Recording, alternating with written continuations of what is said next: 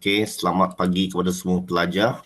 Okey, hari ini kita akan masuk ke tajuk yang terakhir bagi bab yang kelima. Okey, tajuk terakhir bagi bab yang kelima iaitu bentuk pentadbiran barat di Sarawak dan Sabah. Okey, bentuk pentadbiran di Sarawak dan Sabah. Okey, para pelajar, sekiranya anda mempunyai buku teks, anda boleh rujuk muka surat 124. Buku teks muka surat 124. Okey, jadi pada tajuk yang sebelum itu kita telah belajar bagaimana dinasti Brooke telah meluaskan kuasa di Sarawak, dan selepas itu di Sabah pula kita ada syarikat SBUB. Okey, jadi peluasan kuasa oleh dinasti Brooke di Sarawak dan SBUB di Sabah bermatlamat mengaut keuntungan daripada eksploitasi terhadap sumber hasil dan kuasa politik mereka. Okey, anda lihat buku teks anda di bahagian pengenalan. Okey, anda ingat poin ini ya. Okey, mengapa dinasti Brooke dan SBUB meluaskan kuasa di Sarawak dengan Sabah? Sebab ingin mengaut keuntungan daripada eksploitasi sumber hasil dan kuasa politik mereka.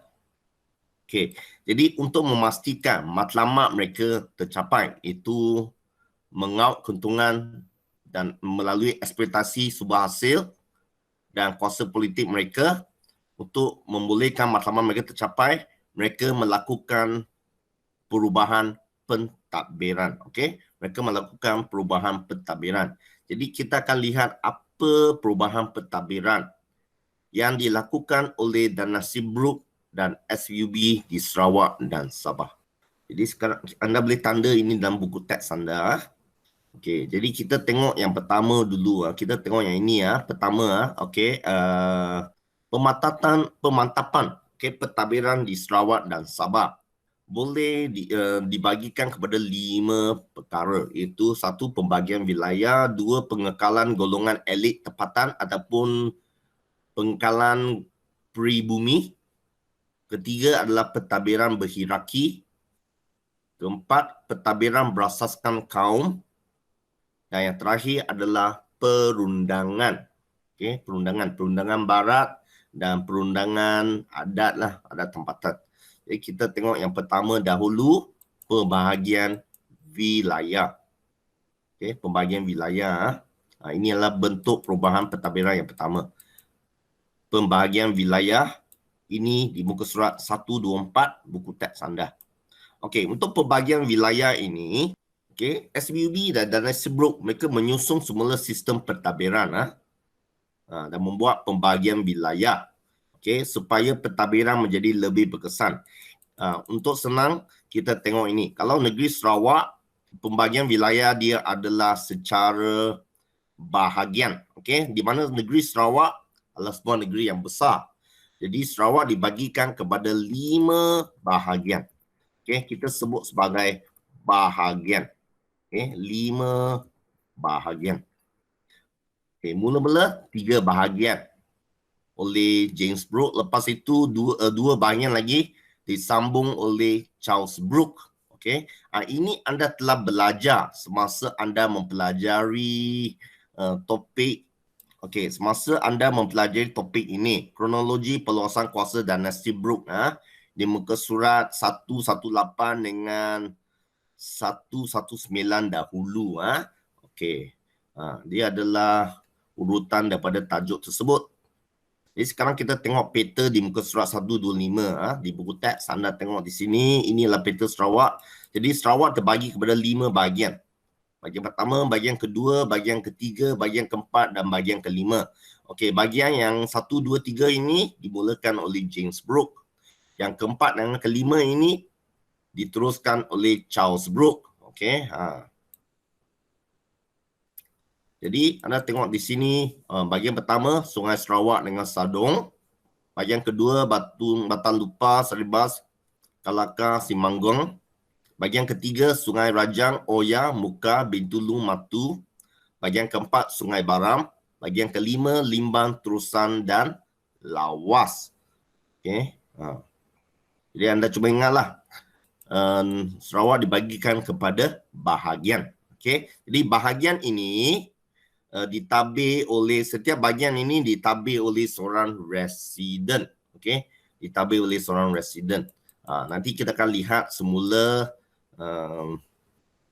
pentadbiran dia. Okey, kalau anda lihat negeri Sabah, okey, negeri Sabah.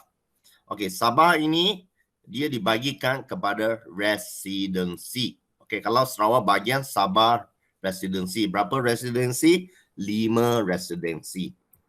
Okey, 5 residensi. Okey, jadi setiap residensi ini diketuai oleh seorang residen. Okey, kita ada residen Pantai Barat, residen Pantai Timur. Asalnya 2 residensi ini.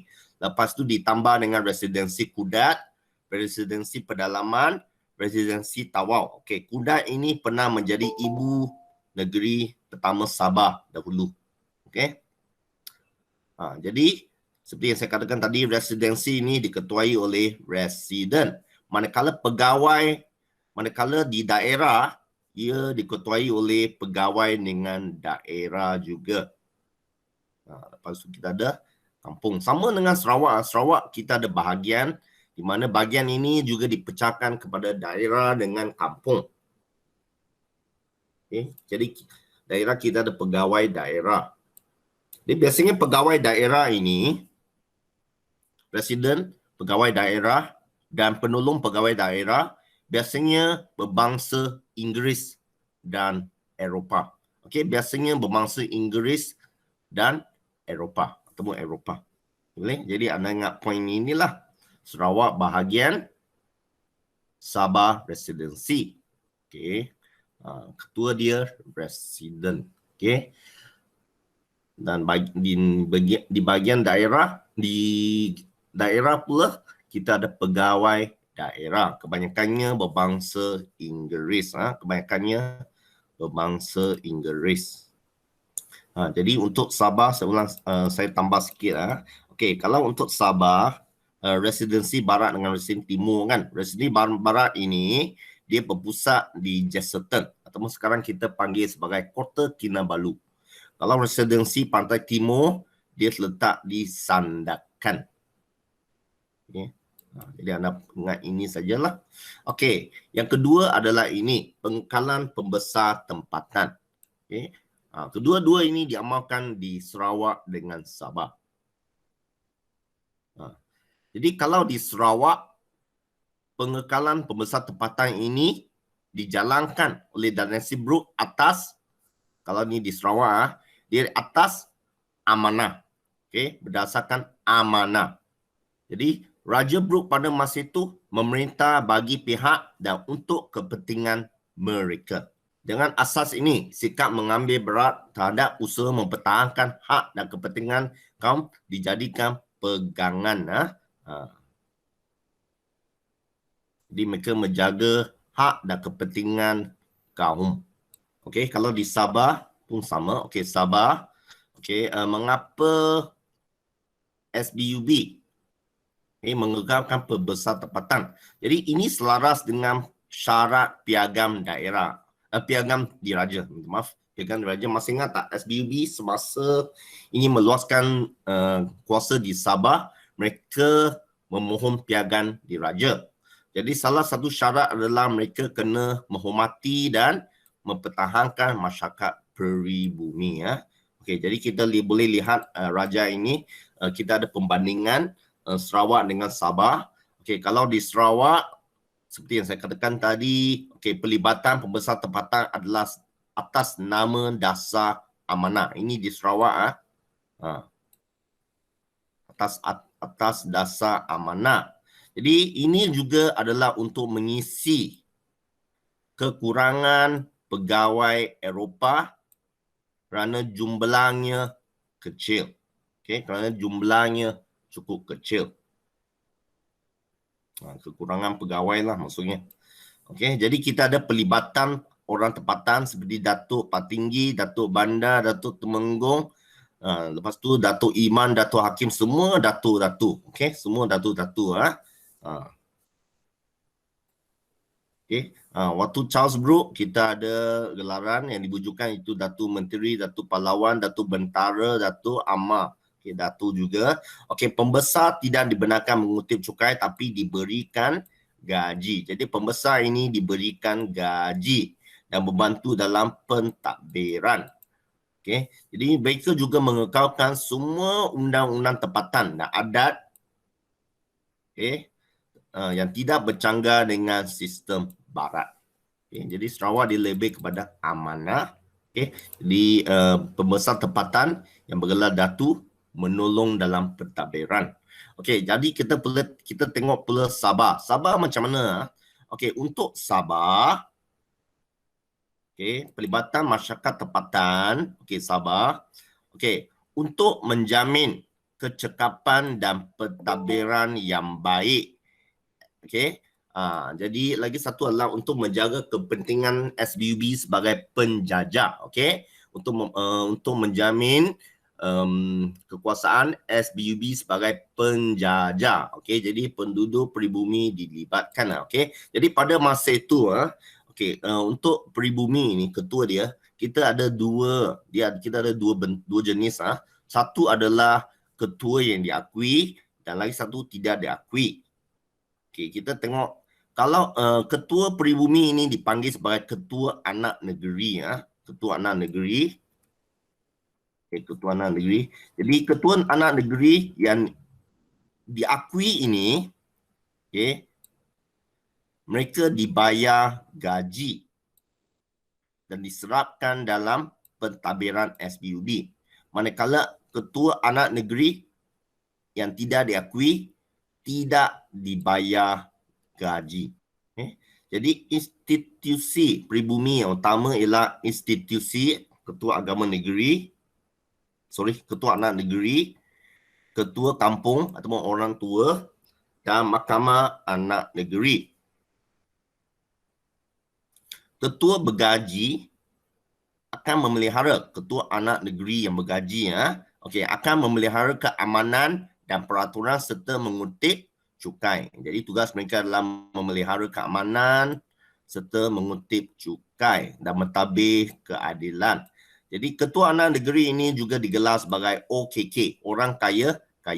Jadi membantu pegawai daerah menjalankan pentadbiran di peringkat daerah. Jadi ketua anak negeri juga merupakan hakim kepada Mahkamah Anak Negeri.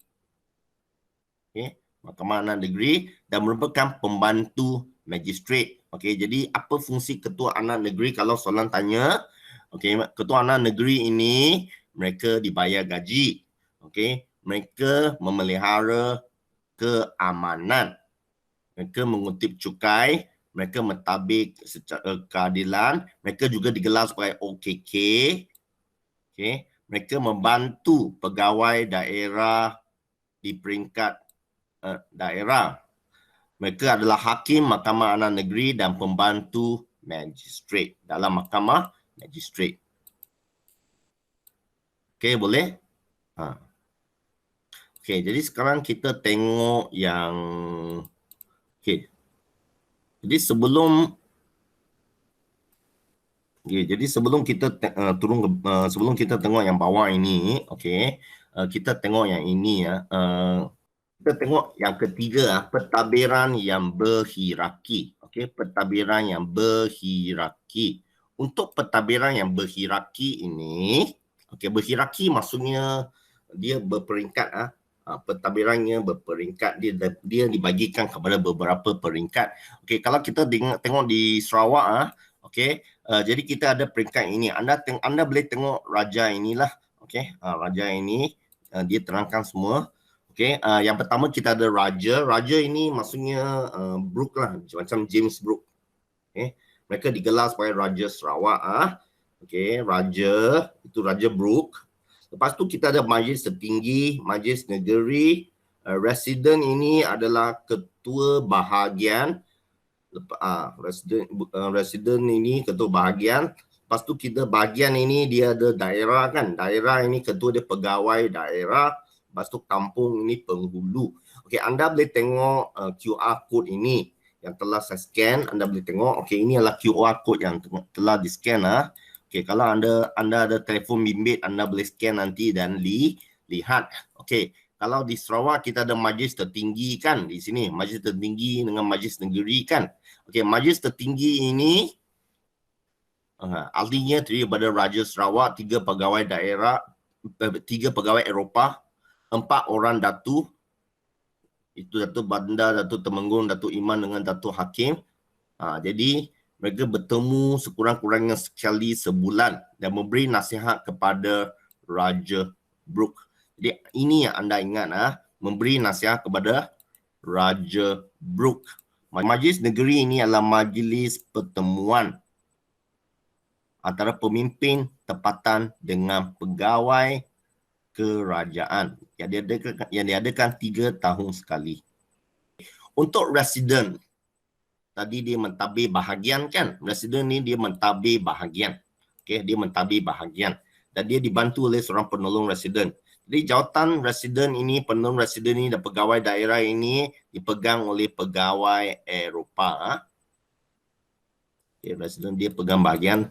Okey, bahagian pula kamu ada daerah. Okey, kalau daerah dia ditadbir oleh pegawai daerah, dibantu oleh pegawai tempatan yang lain. Okey, kalau di kampung, di bekas kampung kita ada jawatan penghulu sebagai ketua.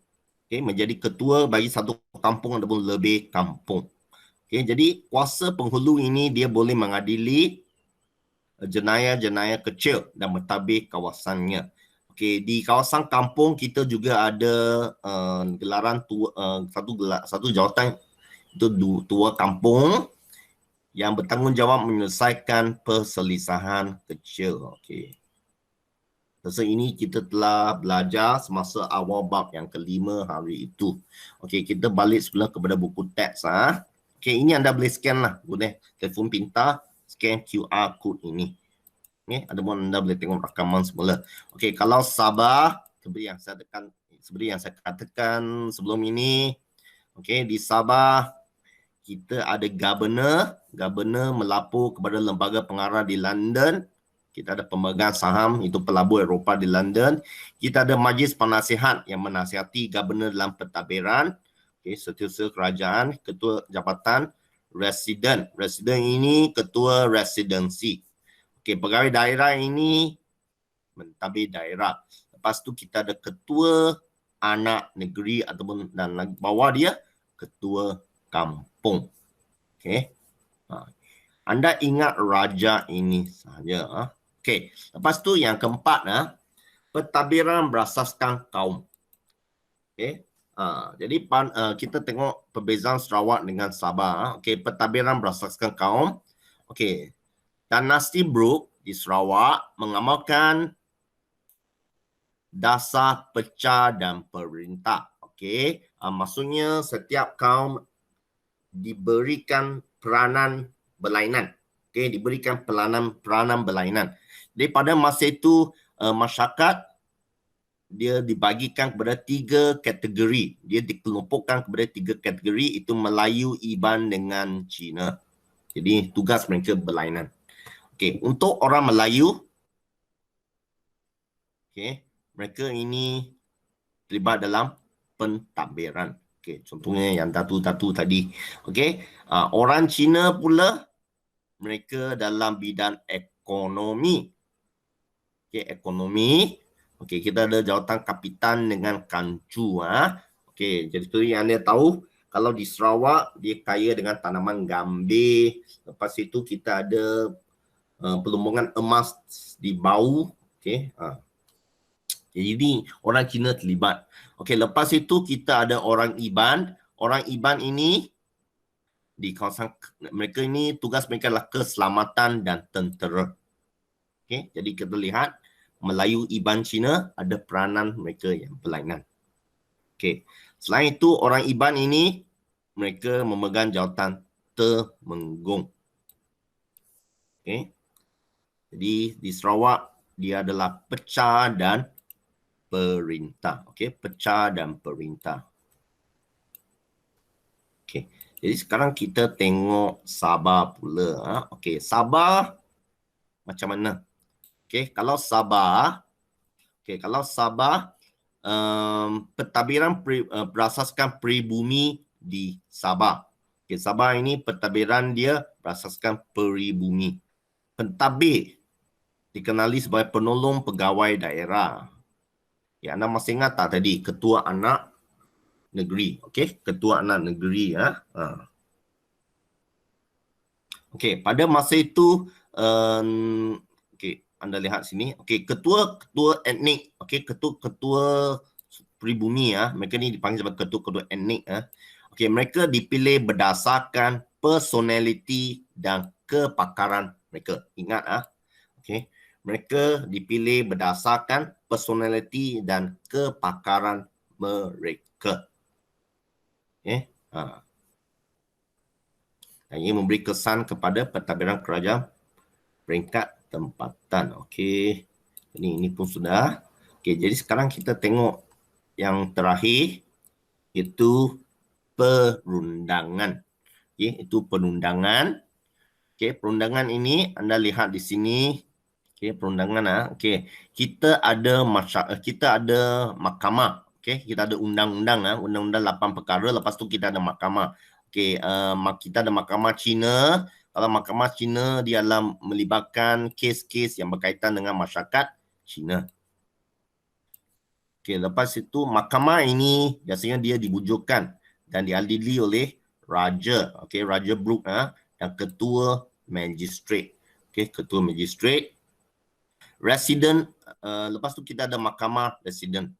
Okey, mahkamah resident ini di bahagian di mana resident ini bertindak sebagai magistrate. Manakala kita ada mahkamah adat bagi mengadili kesalahan masyarakat tempatan. Okey, jadi kita lihat di sini, okey, kita ada undang-undang barat, lepas tu kita ada undang-undang adat undang-undang tempatan lah. Okey, begitu juga dengan Sabah. Sabah pun sama. Sabah dia pun ada undang-undang barat dan dia pun ada undang-undang tempatan. Okey, kalau undang-undang barat kita ada magistrate, mahkamah magistrate. Okey, tempatan kita ada mahkamah anak negeri. Okey, kalau magistrate dia guna undang-undang barat kan. Okey, undang-undang barat. Magistrate ini diadili oleh pegawai daerah. Kalau mahkamah anak negeri dia diadili oleh ketua anak negeri. Okey, ketua anak negeri juga adalah penolong magistrate penolong magistrate Okey, boleh. Jadi itu sahaja untuk bab yang kelima. Kita dah habis Okey, apa kata kita tengok soalan dia. Okey, sebelum itu kita tengok ini, kita tengok soalan objektif dahulu Okey, anda cuba buat yang ini soalan yang ini. Okey. Okey, anda tengok pattern ini. Lepas tu anda beri tahu saya apa jawapan dia. Okey, ini adalah peta pembagian wilayah Sarawak di Sarawak semasa pemerintahan dinasti Brooke. Okey, pembagian wilayah berbeza dengan amalan sebelum kedatangan Brooke ke Sarawak. Apakah amalan tersebut? Okey, A, hak keselamatan, B, hak pencukaian, C, sistem kesukuan, D, sistem pengawalan. Okey, apa jawapannya? Okey, ini anda boleh rujuk buku teks anda. Buku teks anda boleh rujuk muka surat ini.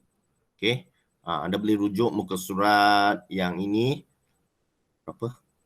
125 Okey, muka surat 125 dan 124 jawapan ada di situ. Okey, jawapan ada di sini. Anda boleh baca di sini. Okey, apa jawapan dia? Sila rujuk muka surat 124 dan 125. Okey. Kalau sebelum Brooke datang, amalan dia apa tentang wilayah ini? Kalau Brooke, semasa Brooke dia lebih kepada sempadan tau. Okay. Kalau sebelum kedatangan Brooke, ramai yang pilih B Okey, bagus. Jawapan dia adalah percukaian Okey, percukaian. Okay, bagus. Jawapan dia adalah B, percukaian. Ya, sebelum kedatangan Brooke, dia adalah percukaian. Amalan dia adalah percukaian. Bila Brooke datang, dia jadi sempadan. Okey, bagus. Okey, lepas tu anda tengok di sini. Okey, pernyataan berikut berkaitan sistem pemerintahan tempatan di sesebuah negeri.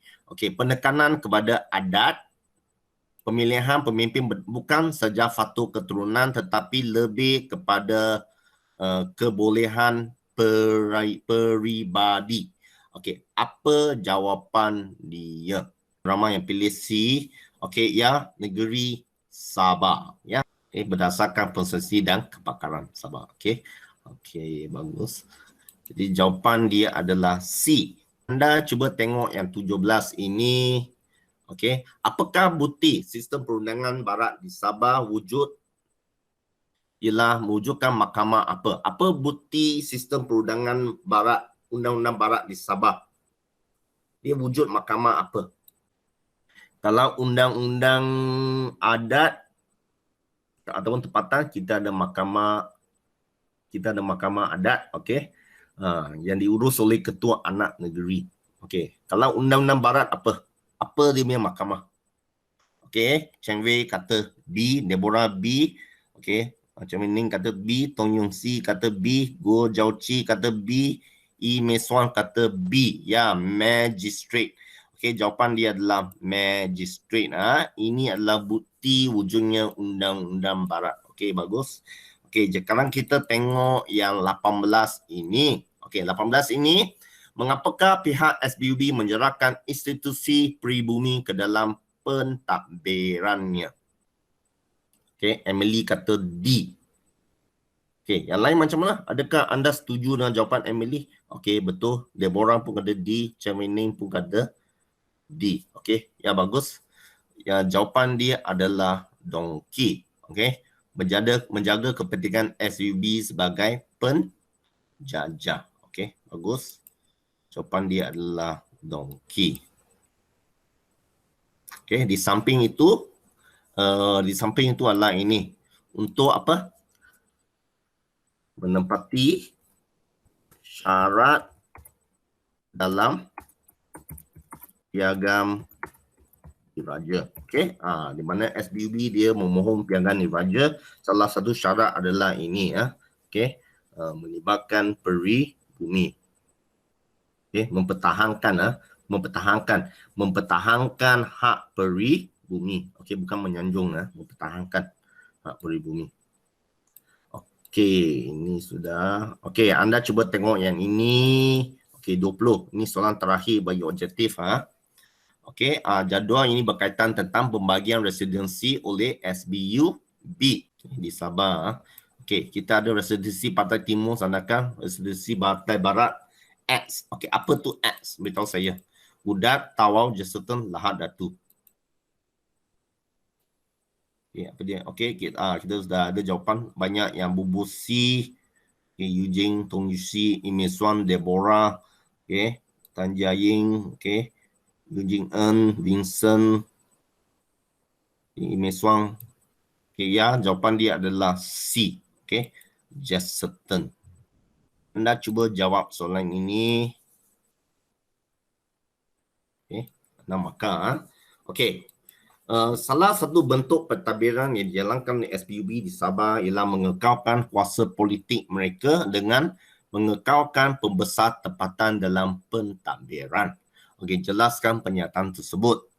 Ataupun maksud lain adalah mengapakah SBUB mengekalkan pembesar tempatan dalam pentadbiran. Mengapakah SBUB mengekalkan pembesar tempatan dalam pentadbiran? Okey, beri jawapan anda sekarang. Apa tujuan dia? Mengapa SBUB mengekalkan pembesar tempatan ataupun peribumi dalam pentadbiran? Okey, Cheng Wei dia kata mengekalkan pembesar tempatan dalam pentadbiran untuk menjamin kecekapan dan pentadbiran yang baik. Okey, bagus. menjamin kecekapan dan pentadbiran yang baik. Okey, bagus. Cukup bagus jawapan Cheng Wei. Okey, bagaimana dengan pelajar lain? Okey, apa jawapan anda? Okey, ini baru satu markah saja. Okey, tadi jawapan Cheng Wei. Sekarang kita tengok jawapan Tian Jiaying. Ini dia. Okey, memenuhi piagam diraja. Okey, menghormati, mempertahankan masyarakat pribumi. Okey, bagus jawapan pelajar. Okey, tengok jawapan Yu Jing En. SBUB mengekalkan pembesar tempatan dalam pentadbiran supaya dibantu memelihara keamanan, peraturan mengutip cukai dan mentadbir keadilan. Okey, bagus jawapan pelajar. Okey, betul. Okey, betul. Okey, jadi kita tengok soalan jawapan yang dicadangkan. Okey, jawapan anda betul sebenarnya. Jawapan anda betul. Okey, ini adalah cadangan jawapan dia. Kita tengok, jom kita tengok. Okey, memenuhi syarat piagam diraja. Okey, betul. Seperti yang ditulis oleh Tan Jiaying tadi. Okey, bagus. Okey, menghormati dan mempertahankan masyarakat peribumi. Okey, seperti yang Jiaying tunjuk tadi. Menghormati dan mempertahankan masyarakat peribumi. Bagi menjamin pentadbiran yang baik. Okey, menjamin pentadbiran yang baik. Okey, yang ditulis oleh Cheng Wei. Okey, pentadbiran yang baik dan cekap. Membagikan ketua pribumi kepada kategori ketua yang diakui dan tidak diakui. Ketua anak negeri diserahkan ke dalam sistem pentadbiran dan dibayar gaji. Institusi pribumi utama ialah institusi ketua anak negeri, ketua kampung dan mahkamah anak negeri. Ketua anak negeri bergaji akan memelihara keamanan, peraturan serta mengutip cukai. Okey, seperti yang ditulis oleh siapa? Yu Jing En. Okey, Ketua Anak Negeri itu OKK membantu pegawai daerah menjalankan pentadbiran daerah. Ketua Anak Negeri dilantik sebagai ketua hakim, sebagai hakim. Okey, hakim Mahkamah Anak Negeri, mengurus cukai dan pembantu magistrat. Okey, jadi jawapan anda semua betul. Okey, jawapan yang diberikan oleh anda, Cheng Wei, Tan Jiaying dengan Yu Jing En, betul. Okey, jadi tahniah para pelajar. Okey, jadi itu sahaja hari ini ya. Okey, jadi sebelum anda beredar daripada kelas hari ini, anda isi sekali lagi link kehadiran. Okey, terima kasih para pelajar. Dan kita jumpa lagi pada kelas yang akan datang.